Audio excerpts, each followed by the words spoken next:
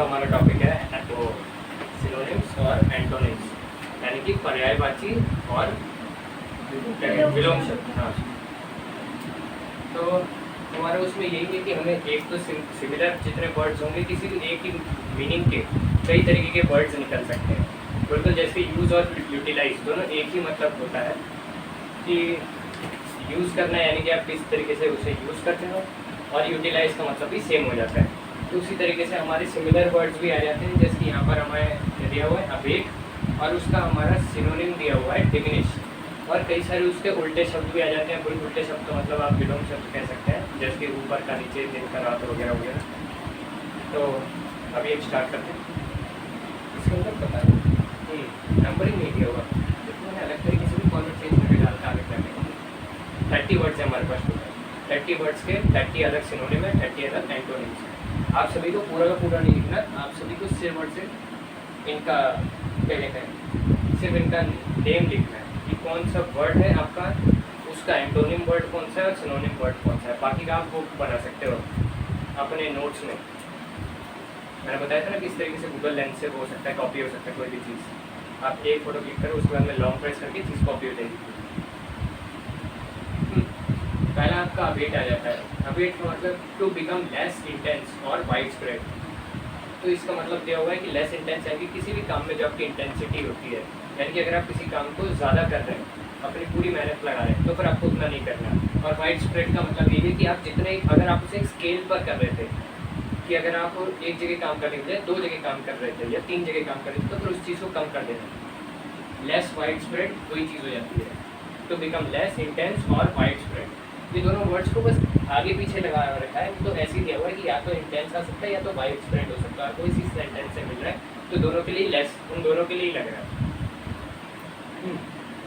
Synonym diminish, to make or become less, यानी कि आपकी जो जितना भी आप कुछ भी करते हो, तो फिर आप उससे या तो कुछ प्रोड्यूस करते हो या तो आपको खुद की एक कैपेबिलिटी मिलती है। यही 2 चीज़ें होती है मैक्सिमम टाइम।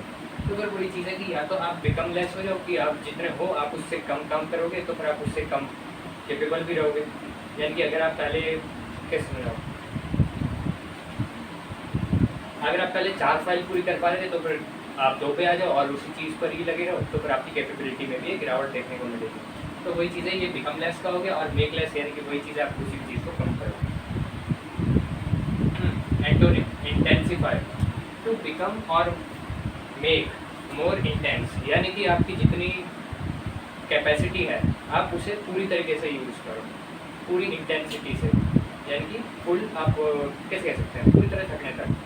इंटेंसिटी वही चीज़ होती है ना कि आपको हल्का प्रेशर महसूस होने लग जाता है किसी भी काम को देर तक करे हुए, लेकिन तब भी आप उसे कंटिन्यू रखते हो, आपको उसमें इतना वो नहीं रहता कि कोई बात नहीं, हम इसे पूरा ही कंप्लीट कर लेते हैं, अपनी पूरी इंटेंसिटी को यूज़ करते थे। आपका सेकंड वर्ड अब आ जाता है जो कि है एबंडेंट।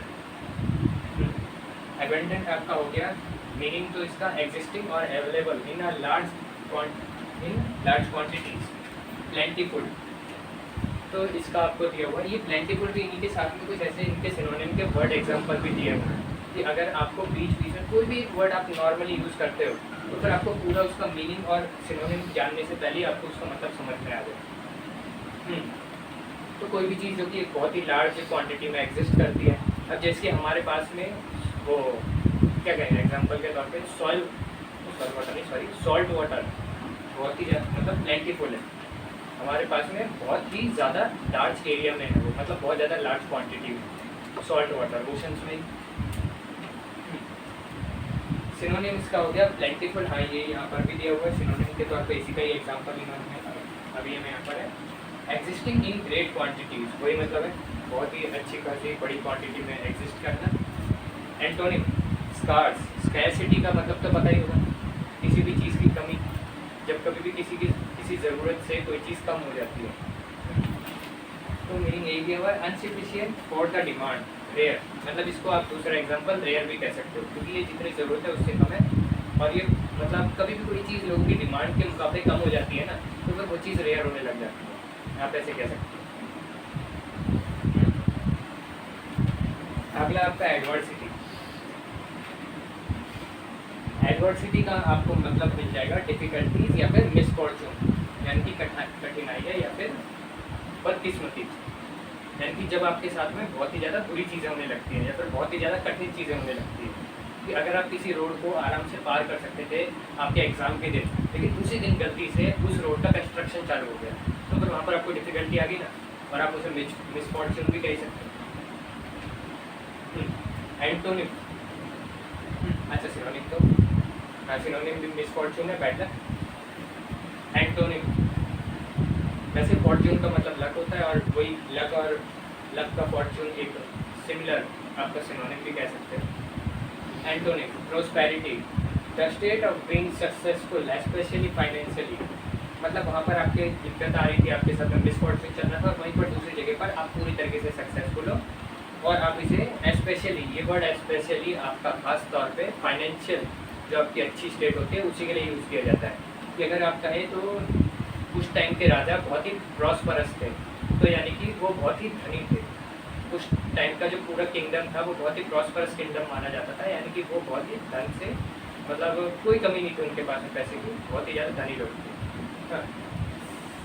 अगला आपका आ जाता है एलिवेट, ठीक है। एलिवेट मतलब इसका है to make a problem less severe, मतलब कि वही चीज़ कि आप किसी भी प्रॉब्लम को कम बदतर बनाते हो, मतलब कि कोई भी चीज़ अगर ज़्यादा बुरी है तो फिर आप उसे कम बुरा कर दोगे। जैसे एज एन एग्जांपल, अगर आपका गलती से कभी कोई आपने कहीं पर तो जब कोई ऐसा टैप यूज़ कर रहे हो जिसके अंदर दिक्कत आ रही है और वो एकदम से टूट जाता है, तो फिर काफ़ी सारा पानी एकदम से फ्लो होने लगता है।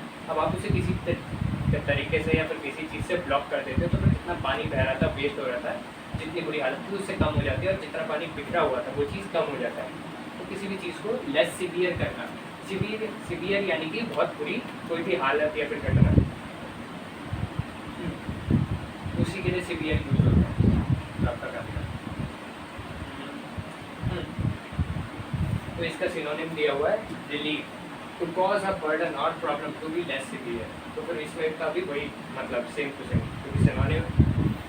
एंटोनिम आपका आ जाता है worsen, to make or become, worsen यानी कि किसी भी चीज़ को ज़्यादा और बुरा या फिर बदतर, बैड के बाद में वर्स आता है, फिर वर्स्ट आता है, यानी कि बैड के अगर बुरे के बाद में बदतर आता है, और उसके बाद में सबसे बुरे, तो ये वही बनता है कि किसी भी चीज़ को और भी ज़्यादा बदतर कर देगा, और भी ज़्यादा बेकार कर देगा, या फिर खुद अगर आपके बारे में बात हो रही है और आप अच्छे इंसान हो, बुरे इंसान हो, और आप और ज़्यादा किसी के प्रॉब्लम क्रिएट कर रहे हो, तो फिर यानी कि और भी बदतर बन जाना, बिकम वर्स।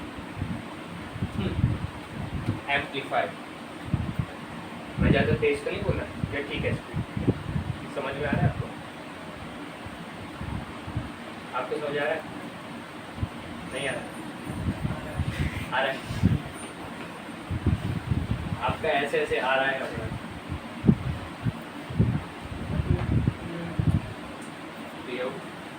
अच्छा ये है हमारा amplify, to increase the volume or to make something larger or more extensive. Extensive यानी कि आप कैसे कह सकते हैं, किसी भी चीज़ को बड़ा करना, एक्सटेंसिव यानी कि बहुत ही लार्ज एरिया में फैला हुआ। मैंने शायद ये पहले भी वर्ड यूज़ हुआ है हमारी किसी चीज़ में। हाँ, एक्सटेंसिव का मतलब कोई भी चीज़ की बहुत ही लार्ज स्पेस ऑक्यूपाई करी हुई है, या तो वॉल्यूम को तेज़ कर देना या फिर किसी चीज़ को और ज़्यादा बड़ा कर देना। और उसका ये दूसरा एक एग्जांपल दिया हुआ है, मतलब इसमें भी बीच बीच सिनोनिम इनके खुद के वर्ड के आ जाते हैं एग्जांपल्स के तौर पे, कि ज़्यादा एक्सटेंसिव, ज़्यादा जगह घेरने वाला।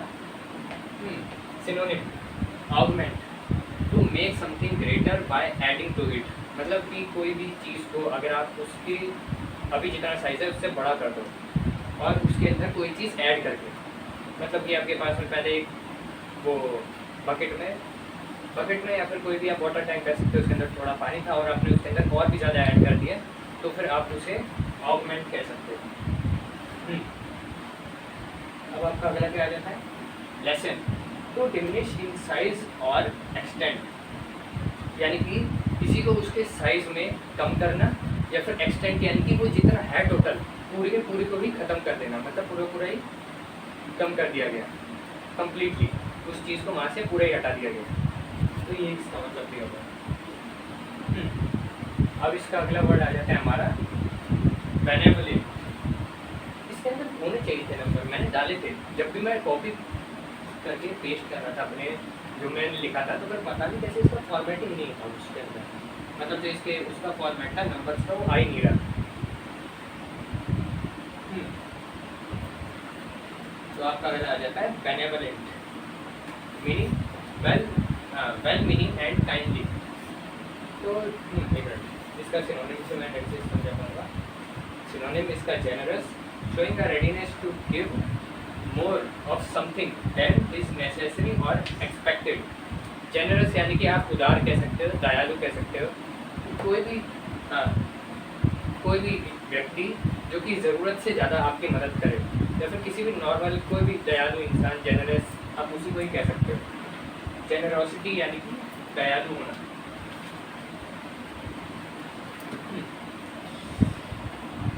अगला antonym, malevolent, having or showing a wish to do evil to others.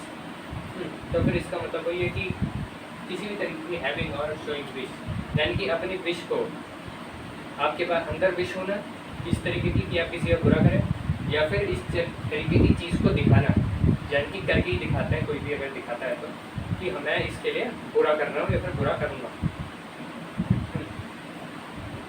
अब आपका क्या हो जाएगा, brittle meaning hard but liable to break or shatter easily. इसके अंदर लायबल का मीनिंग वही है कि कोई भी ऐसी चीज़ जो कि अपने अंदर ऐसी प्रॉपर्टीज रखती है कि वो इजीली ब्रेक हो जाए। कि ऐसी जो ये ब्रिटल वर्ड है, इसका मतलब यही है कि कोई भी ऐसा मटेरियल है जो कि हार्ड तो है, अभी सॉलिड शेप में है, लेकिन अगर आप उस पर मारोगे तो वो बहुत ही आराम से टूट जाएगा। तो फिर आप इसका क्या कह सकते हैं, सिनोनिम इसका फ्रेजाइल दिया हुआ है, इजीली ब्रोकन और डैमेज। एग्जैक्ट मीनिंग निकाले तो फिर ब्रिटल का यही मीनिंग होगा, कोई भी हार्ड चीज़ जो कि आराम से टूट जाए, लेकिन उसको सिर्फ अगर आप यही उसके कैरेक्टरिस्टिक से देखो कि वो सिर्फ इजीली टूट रहा है, तो फिर उसका एक ये सिनोनिम भी निकल सकता है। इसका कोई अलग एग्जैक्ट सिनोनिम नहीं दिया हुआ है। Antonym, strong, having the power to resist force or strain. यानी कि आपका वही चीज़ है कि स्ट्रॉन्ग यानी कि कोई भी ऐसी चीज़ जो कि जिसके अंदर पावर है, ज़्यादा से ज़्यादा स्ट्रेन यानी कि कोई भी टेंशन या फिर फोर्स, आप किसी भी चीज़ को धक्का देते हो किसी भी जगह से या फिर दबाते हो, तो फिर वो आपका फोर्स में आ जाएगा। और स्ट्रेन यानी कि किसी भी तरीके का उसके ऊपर टेंशन देना, किसी भी तरीके का टेंशन और स्ट्रेन आपका एक ही तरीके से चीज़ होगी। क्या बात है,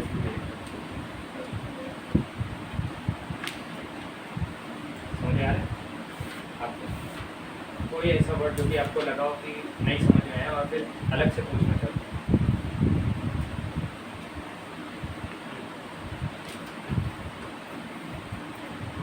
चलो candid, truthful and straight forward, Frank. तो यानी कि कोई भी इंसान जो कि सच बोलता है या फिर वो उस बात को मुंह पर बोलता है। स्ट्रेट फॉरवर्ड यानी कि आमने सामने बोल देने वाली बात, पीठ पीछे नहीं बोलता वो। फ्रैंक भी कह सकते हैं इस चीज़ को। Synonym, Frank, open, honest, direct. यानी कि वो किसी भी चीज़ को छुपाता नहीं है, वो उस चीज़ को सच्चाई से बोलता है और मुंह पर बोलता है। Antonym, secretive, inclined to conceal feelings and intentions. तो यानी कि सीक्रेटिव यानी कि ऐसे लोग जो कि इनकी इंक्लाइंड मतलब कि जिनकी आदत होती है। इंक्लाइंड टू का मतलब वही है कि आप ऐसा भी कह सकते हो कि ये झूठ बोलने की तरफ या फिर चीज़ों को छुपाने की तरफ झुके हुए हैं, ऐसी तरीके की चीज़ों की तरफ। तो फिर वही चीज़ है कि ये चीज़ों को छुपाते हैं और अपनी फीलिंग्स को भी छुपाते हैं। यानी कि अगर इनके मन में कुछ और होगा तो फिर आपको बोलेंगे कुछ और या फिर बोलेंगे। सीज आपका हो जाएगा टू ब्रिंग और कम टू एन एंड। तो फिर इसका सीज का मतलब यही है कि अगर आप किसी भी चीज़ को सीज करना यानी कि बंद कर देने का मतलब आप कह सकते हैं। To bring to an end या फिर to come to an end, यानी कि किसी भी चीज़ को बंद कर देना या फिर बंद कर देना, ये बंद कर देना या फिर रोक देना। सिनोनिम इसका स्टॉप यानी कि रोकना। To put an end to an activity or state, यानी कि किसी भी चीज़ को उसकी एक्टिविटी यानी कि जो कुछ भी हो रहा है उसे बंद कर देना, बस।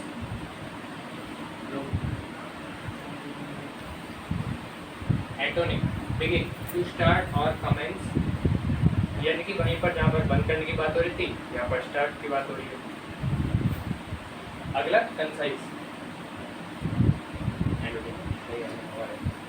कितना है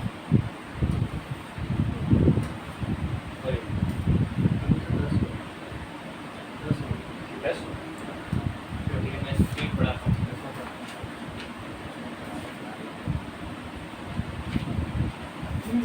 ठीक है,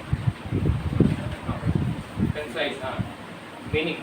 कंसाइज का मीनिंग है giving a lot of information clearly in a few word. Brief, brief भी इसका एक वो है एंटोनिम।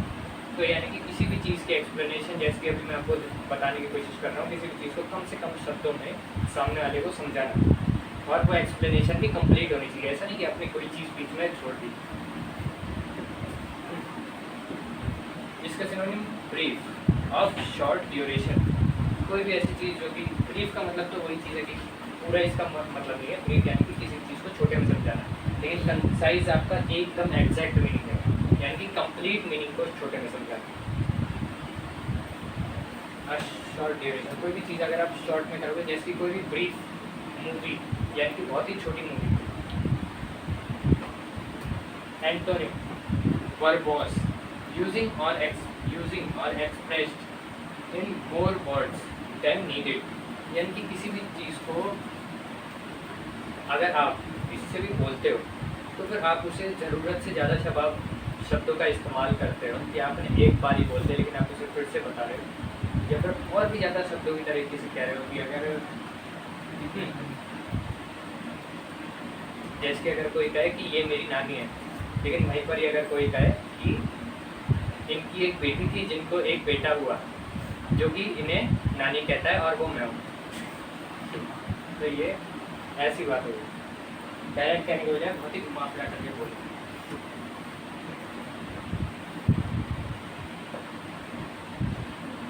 डिलीजेंट, कोई कुछ करें। Diligent meaning having or showing care और कंसाइंशियस इन वंस वर्क। तो इसका मतलब वही चीज़ है कि हैविंग और शोइंग, यानी कि कोई भी इंसान जो कि अपने काम में, जबकि कोई भी इंसान जो कि अपने काम में पूरे ध्यान से लगा हुआ होता है, पूरी तरीके से देख करके कि कहीं मुझसे कोई गलती ना हो जाए। जैसे कि ये सुनो नहीं, hard working, tending to work with energy and commitment. कोई चीज़ की पूरी एनर्जी के साथ में और कमिटमेंट के साथ में कि हाँ मैं इस चीज़ को कर ही दिखाऊंगा, एक जो आपके मन के अंदर से इच्छा जाती है उसके हिसाब से।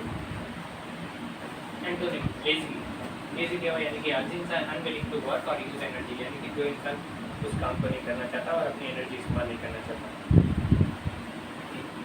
हम सभी होते हैं ऐसे किसी न किसी काम। एज एन एग्जाम्पल, मुझे कपड़े तय करना बहुत बोरिंग लगता है, क्योंकि वो ढेर होता है, पता नहीं चलता कितने कपड़े तय करने हैं, कल भी कपड़े आ जाएंगे, तय करते रहो। हर कोई किसी न किसी काम में होता है। Meaning,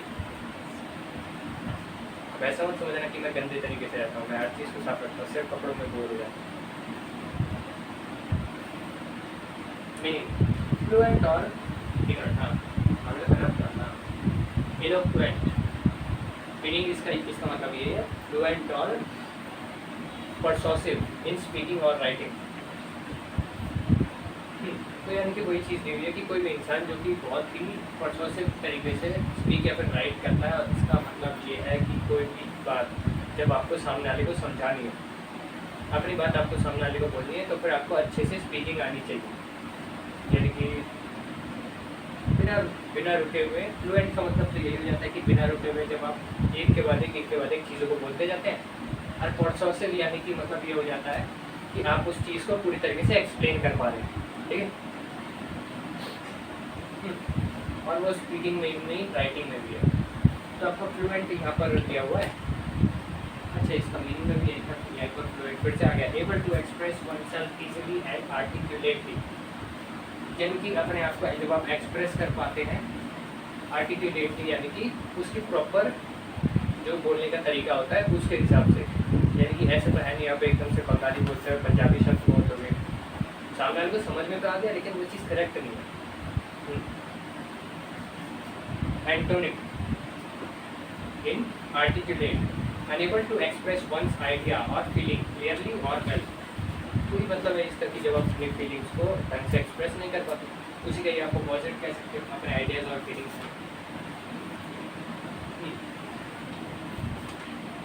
Ephemeral meaning lasting for a short time, यानी कोई भी चीज़ आपको इसका अगर एग्जांपल जैसे इसमें दिया हुआ है, हाँ इसका सिनोनिम आप या फिर एग्जांपल आप टेम्पररी कह सकते हो, कोई भी चीज़ होती है थोड़ी देर के लिए बस। Lasting for a short time यही होता है। लास्ट यानी कि कोई भी चीज़ कितनी देर तक टिकी हुई है या फिर कितनी देर तक है।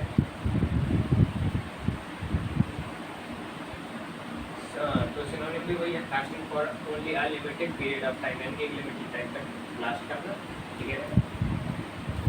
Antonym permanent, lasting or intended to last, remain, last or remain unchanged, indefinitely, यानी कि वही चीज़ है कि लास्टिंग यानी कि देर तक टिके रहना। लॉन्ग लास्टिंग नहीं दिया हुआ, लेकिन लास्टिंग का भी अकेले सोच ली अगर आप एक लास्टिंग वर्ड देखें तो वो भी जो देर तक टिकने का ही मतलब होता है। तो lasting or intended to remain unchange, यानी कि वैसे के वैसे ही वहाँ पर टिके रहना। अनडेफिनेटली यानी कि पता नहीं कब तक टिका रहेगा। अगर ये कभी तक आप कह नहीं सकते ना, कोई भी चीज़ हमेशा नहीं लेकिन बहुत लंबे टाइम तक टिकी रहे, तो फिर आप उसे लास्टिंग या फिर लॉन्ग लास्टिंग कह सकते हैं।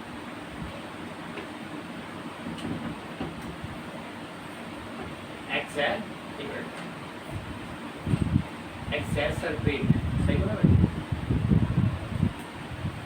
ये वर्ड को कैसे एक्सैसरबेट,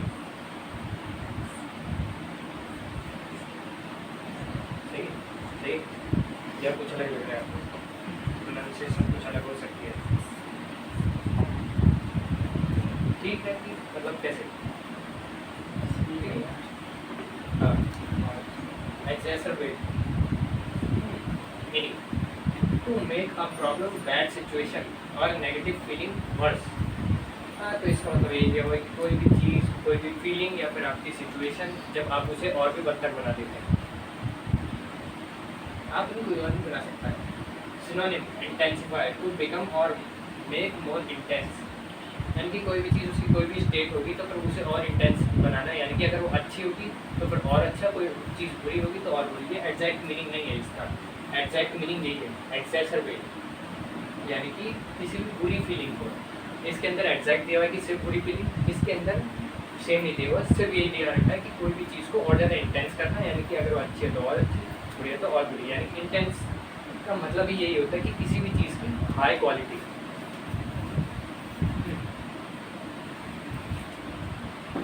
तो अब क्या करना, antonym mitigate, to make something less severe, serious or painful. हाँ, ये एकदम एग्जैक्ट आपका इसका वो कह सकते हो, इसका विलोम शब्द है।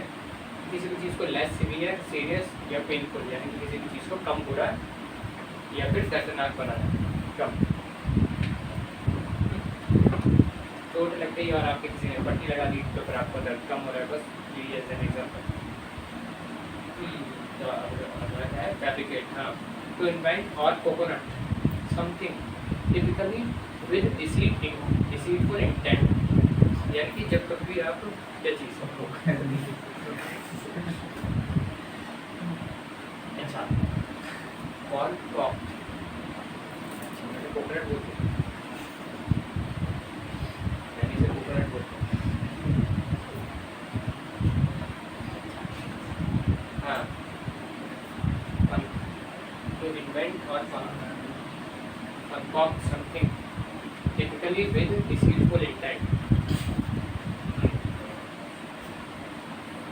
हाँ, तो फिर इसके अंदर मतलब वही चीज़ है कि किसी भी ऐसी नई चीज़ को खड़ा करना या फिर बनाना जो चीज़ किसी और के वो डिसीटफुल इंटेंट, यानी कि किसी का भी बुरा करने के इरादे से।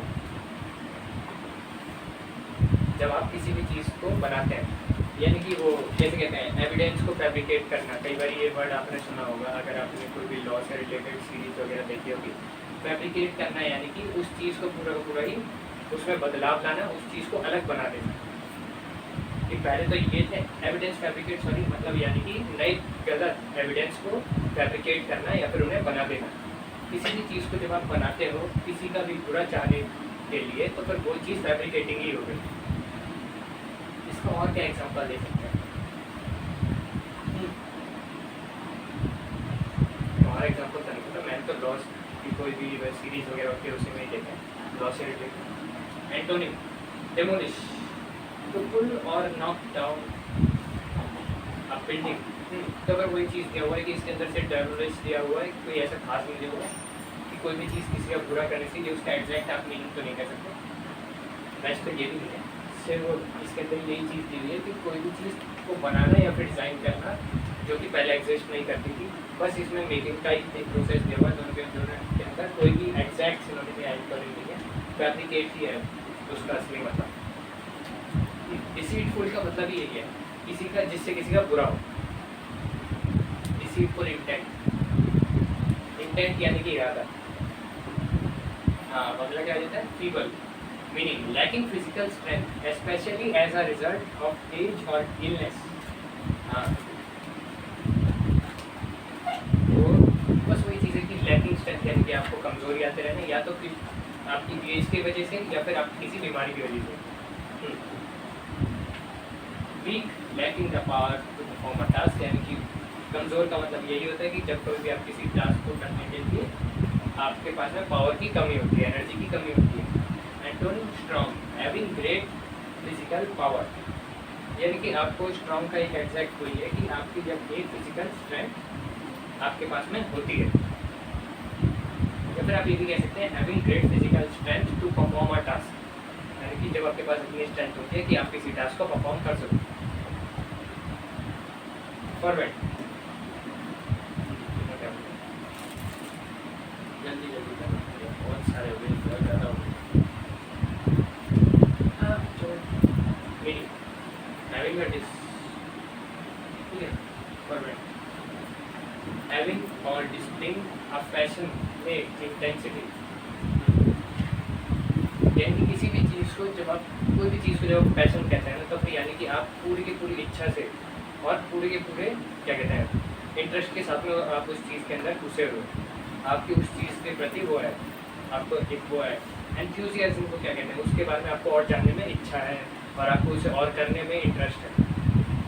तो वो इसका मतलब दिया हुआ है कि इस तरीके की चीज़ को जब हम या तो डिस्प्ले करते हैं यानी कि दूसरों को दिखाते हैं, या फिर हमें हमारे अंदर वो चीज़ खुद होती है। Jealous, having or showing great energy और एंथुसियाज्म, कोई चीज़ की ज़्यादा एनर्जी शो करना, हम जब भी कुछ ज़्यादा करते हैं तो फिर हमारी एनर्जी पता चलती है। और एंथुसियाज्म वही कि जब हमें किसी चीज़ को जानने के लिए वो उत्सुकता होती है, इंटरेस्ट होता है, एक्साइटमेंट होती है। आपका क्या हो जाएगा? वैगरस meaning fond of company, sociable, ठीक है, सोशेबल। एंटोनिम, अच्छा तो वही चीज़ है कि कंपनी यानी कि किसी के साथ में रहना जिस इंसान को अच्छा लगे, और एक एग्जांपल में सोशेबल यानी कि जो एक सोशल इंसान ज़्यादा होता है, यानी कि जो भी सोशली इजीली इंटरेक्ट कर पाता है किसी से। अगला वही चीज़ है, इसका सोशलेबिलिटी भी किया हुआ है, विलिंग टू टॉक और engage in activities with other people, लोगों से बात करना है, फिर उनके साथ किसी काम में जुड़ कर के काम करना है। एंटोनिम इंट्रोवर्टेड, शाय, रिजर्व, वही चीज़ है कि जो दूसरे लोगों से पसंद नहीं करता, बात करना है तो ज़्यादा पसंद नहीं करता, या फिर वो शर्मीला होता है, बात करना तो अच्छा लगता है लेकिन उसे शर्म आती है। Haughty meaning arrogantly superior and disdainful. तो फिर इसके अंदर यही चीज़ क्या हुआ है, देखना इसको मैं ऐसे नहीं हमारा एरोगेंट, अच्छा घमंडी इंसान। एरोगेंटली यानी कि जब कभी भी आप एरोगेंटली सुपीरियर या फिर डिस्डेनफुल, यानी कि जब कभी भी डिस्डेनफुल का मतलब ये होता है कि जिस इंसान को लोग पसंद नहीं करते, ज़्यादातर तो यही होता है। और आपका एरोगेंटली सुपीरियर यानी कि अपने घमंड से भरा हुआ। Arrogant having an exaggerated sense of one's own importance, यानी कि जब उस इंसान के अंदर अपने लिए सबसे ज़्यादा इम्पोर्टेंस होती है, उसे लगता है कि उसके अलावा और कोई भी कुछ नहीं। हम्बल हैविंग अ मॉडेस्ट और low esteem of one's own importance, यानी कि आपके पास में एक नॉर्मल या फिर एक लो इम्पोर्टेंस होती है अपनी, दूसरों के मुकाबले आप दूसरों को ज़्यादा इंपॉर्टेंस देते हैं या फिर आप दूसरों को बराबर ट्रीट करते हैं, तो फिर वो आपका हम्बल में हो गया। इम्पीड टू डिले और prevent someone or something bye obstructing them, hinder, मतलब कि किसी भी चीज़ को या तो डिले कर देना या तो प्रिवेंट कर देना कि वो चीज़ होगी ही नहीं, हमने इस चीज़ को प्रिवेंट कर दिया। कोई भी डिसीज़ प्रिवेंट करी जाती है वैक्सीन दे करके, कि अगर कोई बहुत ही बड़ी डिसीज़ है तो फिर उससे पहले हम इसे वैक्सीन दे देते हैं ताकि इसका इम्यूनिटी पहले से उस डिसीज़ को लड़ने लायक हो जाए, तो उस डिसीज़ को उन्होंने प्रिवेंट कर दिया। या फिर डिले का मतलब तो वही लेट कर दे। पर hinder will to create difficulties for someone or something, किसी के लिए डिफिकल्टी क्रिएट करना। एंटोनिम फैसिलिटी, अगर किसी के लिए भी डिफिकल्टी क्रिएट करेंगे तो या तो वो उस काम को नहीं कर पाएगा, रिजल्ट तो यही होता है, या तो उस काम को करने में टाइम लगेगा।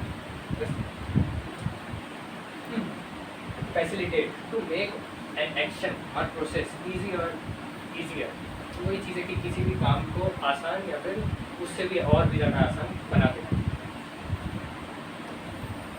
अब फैसिलिटीज़ का मतलब भी यही है कि मैंने तुम्हें इतनी फैसिलिटीज़ दी है, यानी कि मैंने तुम्हें ऐसी चीज़ें दी हुई है जिसकी वजह से तुम्हारा काम करना आसान है, तुम अपने कामों को जल्दी कर सकते हो। वॉशिंग मशीन एक फैसिलिटी है।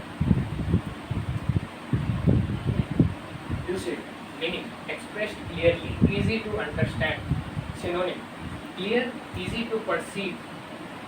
अच्छा हाँ, एक्सप्रेस्ड मतलब वही चीज़ है किसी भी चीज़ को क्लियर और कि जो चीज़ समझाने में आसान हो। अब इसके अंदर ऐसा नहीं कि आपको एकदम ढंग से बोलना चाहिए। अगर सोचो कोई भी ऐसा है जो कि हिंदी बोलता है, वो किसी उर्दू बोलने वाले के सामने पहुंच जाए तो हिंदी में कुछ भी बोले, लेकिन वो चीज़ उसे क्लियरली समझ में आए और वो आराम से समझ पाए उस चीज़ को, बस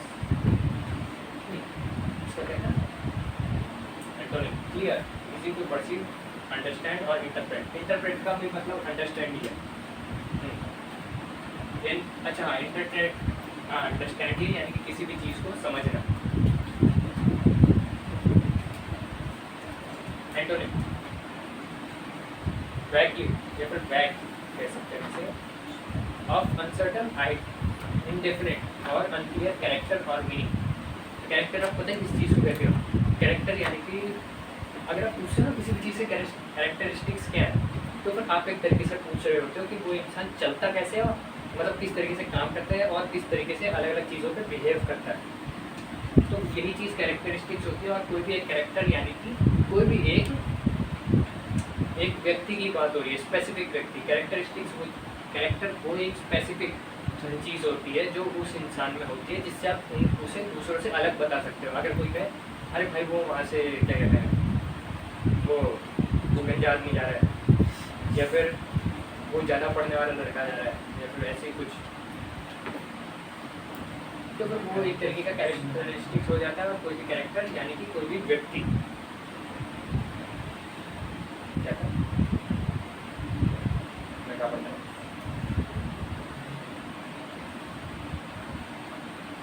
कैरेक्टर कहाँ से पढ़ दिया, अच्छा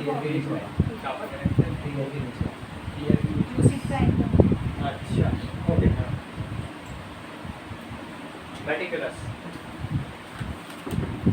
तो मेटिकुलस का यही हो गया आपका कि meaning, showing great attention to detail, very careful and precise, यानी कि आप किसी भी चीज़ की डिटेल पर बहुत ध्यान देते हैं और बहुत ही केयरफुली काम करते हैं।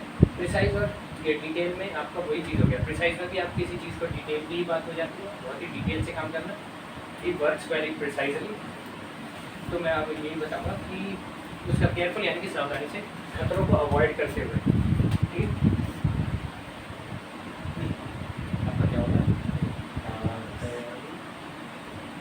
हाँ, synonym, careful, giving a lot of attention to what one is doing. इसमें व्हाट वन इज डूइंग सिर्फ हम खुद ही नहीं होंगे, हम सामने वाले को भी कह सकते हैं। वन इज डूइंग यानी कि हम खुद को भी कह सकते हैं। Antonym, careless, not giving sufficient attention to avoiding harms or errors, यानी कि जो कोई भी क्या हो अच्छा जरूर, मतलब वही चीज़ जब कभी भी आप किसी चीज़ को सफिशिएंट अटेंशन नहीं देते और उसके अंदर गलतियाँ बहुत होती हैं, और नहीं तो कोई भी खतरा आने का चांस बहुत हो जाता है।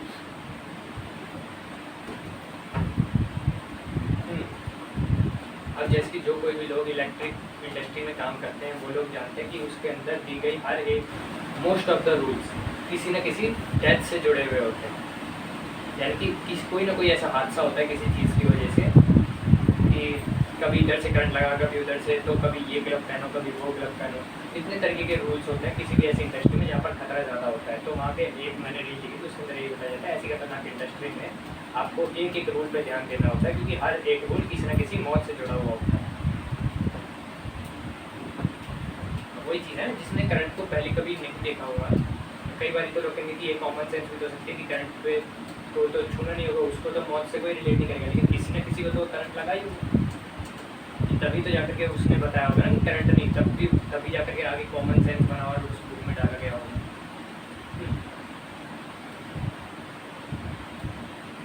तो हाँ आगे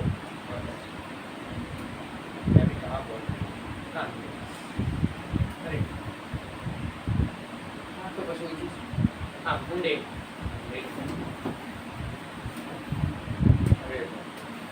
कितने हमें पड़े 24 हाँ 30 है, ये मुझे थर्ड समझाने जल्दी करता हूँ। मुंडेन यानी कि आपका वही चीज़ हो गया, meaning lacking interest or excitement डल। तो कोई चीज़ किसी भी चीज़ को करने में इंटरेस्ट ना होना, सिंपल सी बात। एक्साइटमेंट तो एकदम ही उत्साहित होना, मतलब एकदम ही बहुत ही ज़्यादा पूरी तरीके से इंटरेस्ट से भरा हुआ इंसान। लैकिंग का मतलब कि लैकिंग का मतलब कमी होती है, लैकिंग इंटरेस्ट और एक्साइटमेंट। जैसे कि he was lacking the skills for this job, उसको इस जॉब के लिए जो स्किल्स थी उनकी कमी थी। Synonym ordinary with no special or distinctive feature, normal. Ordinary यानी कि कोई भी ऐसी चीज़ जो कि अच्छा, तो फिर इसमें ये दिया हुआ है कि जिस चीज़ के प्रति, तो इसका मीनिंग गलत दिया हुआ है। इसमें दिया हुआ था something for which we are lacking interest or excitement. Something आना चाहिए था, किसी भी चीज़ के प्रति जब हम इंटरेस्ट नहीं फील करते। डल यानी कि वैसी चीज़ होती है। ऑर्डिनरी दिया हुआ है यानी कि इसका ऑर्डिनरी दिया हुआ है, कोई भी चीज़ नॉर्मल, उसके अंदर कुछ भी खास नहीं है, तो आपको कुछ खास फील भी नहीं होगा, आपके लिए बहुत ही नॉर्मल है। Ordinary. Extra ordinary very unusual और रिमार्केबल। एक्स्ट्रा ऑर्डिनरी का मतलब ये है कि कोई भी चीज़ जो कि हद से ज़्यादा बेहतर होती है, नॉर्मल से तो बहुत बढ़िया ही होती है। और रिमार्केबल यानी कि वो चीज़ कितनी अच्छी होती है कि आपको वो चीज़ आँखों में दिख रही होती है क्लियरली, कि आप उसे एकदम कह सकते हैं कि ये चीज़ बहुत अच्छी है। नोविस, इसका जो पढ़ाई था अ पर्सन न्यू टू और इन experience in a field or situation. तो इस ये और का वजह से अगर आपको इसके अंदर वो लग रहा हो एक confusion, a person new to a field or situation, या फिर a person in experience in a field or situation. तो ये वर्ड इस तरीके से बना रखे होते हैं इन्होंने sentences. Synonym beginner, a person just started to learn a skill. कोई ऐसा व्यक्ति जिसने अभी किसी भी स्किल को अभी याद करना, मतलब सीखना शुरू किया है। मैंने बताया था ना, लर्न तो आएगा नहीं, लर्न तो वो याद करना होता है, लर्न का तो मेमोराइज करना होता है, लर्न नहीं, अच्छा सॉरी, मेमोराइज करना होता है, याद करना, और लर्न होता है सीखना। ठीक। Antonym expert, a person who has a comprehensive and authoritative knowledge of a skill in a particular area। अब वैसे अथॉरिटी का ये लोग भी पता नहीं इस वर्ड का कहाँ से कैसा मीनिंग निकलता है। अब इसके अंदर कॉम्प्रिहेंसिव यानी कि कंप्लीट नॉलेज किसी भी चीज़ की होना, और अथॉरिटेटिव, वैसे तो अथॉरिटी यानी कि किसी भी चीज़ पे आपका हक होना, इसे हम कहते हैं, लेकिन अथॉरिटेटिव का मीनिंग होता है यानी कि एक्सपर्टीज होना। आप जब कभी किसी चीज़ में एक्सपर्ट होते हैं, आप देखो अथॉरिटी का वैसे मतलब होता है, लेकिन अथॉरिटेटिव होते ही उसका क्या मीनिंग निकल गया। Perilous meaning full of danger और रिस्क। कोई चीज़ की कोई भी चीज़ जब खतरे से भरी हुई है, इसका मतलब भी वही हो गया। सिनोनिम हैज़ार्डस, रिस्की, डेंजरस, खतरनाक। एंटोनिम सेफ, प्रोटेक्टेड फ्रॉम और नॉट एक्सपोज टू डेंजर और रिस्क। कोई चीज़ या तो आपने किसी चीज़ को प्रोटेक्ट करा हुआ है या फिर आप उसके अंदर जाते हैं, एकदम सेफ है वो चीज़। सेफ का मतलब यही है। प्रूडेंट कितने हो गए? प्रूडेंट मीनिंग एक्टिंग विद और showing care and thought for the future.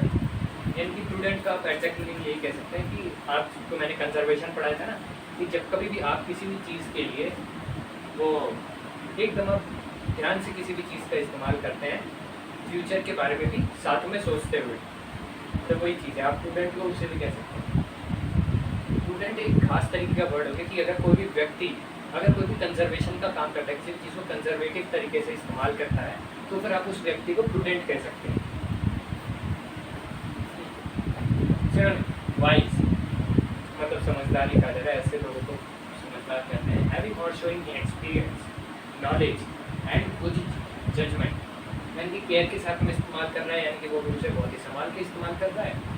और यानी कि नॉलेज और गुड जजमेंट, यानी कि उसे उस चीज़ का ठीक ठाक पता है, तभी तो केयर के साथ में इस्तेमाल कर पा रहे हैं, नहीं तो गलती कर बैठता। और जजमेंट यानी कि उसका फैसला अच्छा है, यानी कि वो उस चीज़ को फ्यूचर के हिसाब से भी देख करके इस्तेमाल कर रहे हैं कि जल्दी खत्म ना हो जाए कहीं, या फिर फ्यूचर के कोई भी प्लान हो सकते हैं। सिर्फ कंजर्वेशन नहीं कि फ्यूचर के लिए बचा करके वो उस चीज़ को ज़्यादा से ज़्यादा यूज़ कर सके, या फिर आगे भी वो चीज़ उसका फ़ायदा दे। Antonym reckless, heedless of danger और consequences of one's action.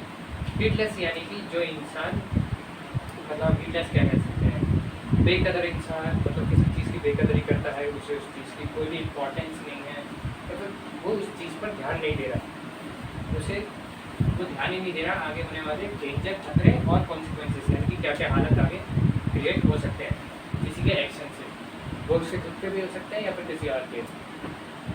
Reticent meaning not revealing one's thoughts or feelings readily. Synonym reserved, slow to reveal emotion or opinion.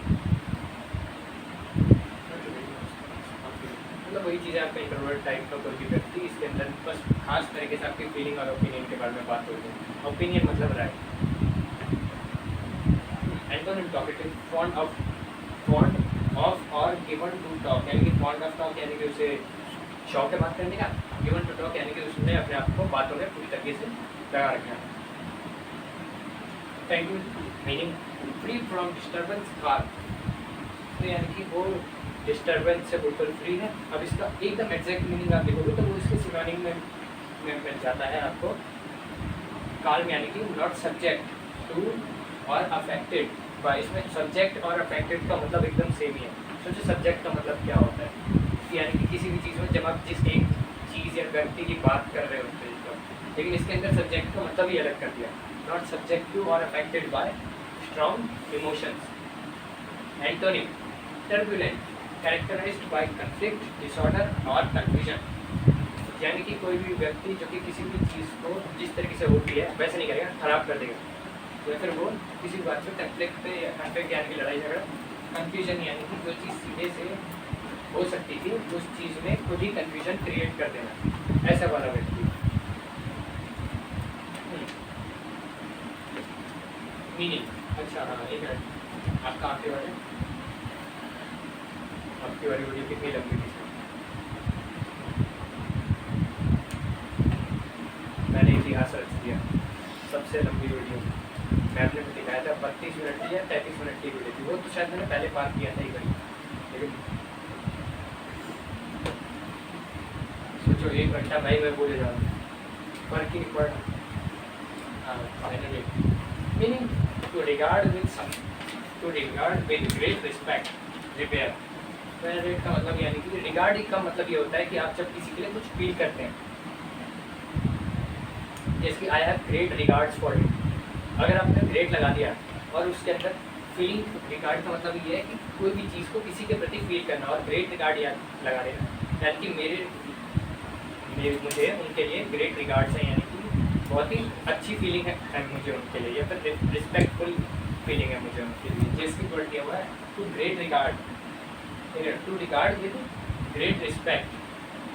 और इसका एक एग्जांपल रिपेयर दिया हुआ है, सिनोनिम भी इसका रिपेयर दिया हुआ है, टू फील डीप रिस्पेक्ट और एडमायरेशन फॉर समथिंग, यानी कि जब कभी भी आपको किसी के प्रति आदर की भावना होती है, फिर एडमायरेशन यानी कि आप किसी को एडमायर करते हैं, कि आपको कोई भी बहुत ही खास लगता है, अपने से बेहतर कोई भी इंसान जिसे आप एडमायर करते हैं। Antonym despise, to feel contempt और डीप एवर्जन फॉर समथिंग। तो कंटेम्प्ट और डीप एवर्जन का मतलब यही है कि जब कभी भी आप किसी, पहली बात तो कंटेम्प्ट और डीप एवर्जन का मैं क्या आपसे बताऊँ, कंटेम्प्ट तो मतलब वही बुरा लगना, और डीप एवर्जन आपका वो हो जाता है कि एकदम किसी भी व्यक्ति के लिए बहुत ही घिनौनी भावना आना, बहुत ही एकदम घटिया, कि ये अभी मेरे सामने ट्रक के नीचे को चल रहा है तो भी ठीक है, मतलब इसकी पूरी झोल बन जाए, इसका पूरा सब्जी बन जाए, तो वैसे कुछ तो ऐसी फीलिंग आना किसी भी व्यक्ति के लिए। ठीक है, आज का आपका कुछ 30 वर्ड से बहुत ज़्यादा टाइम लग गया, छुट्टी भी हो गई, बोलते बोलते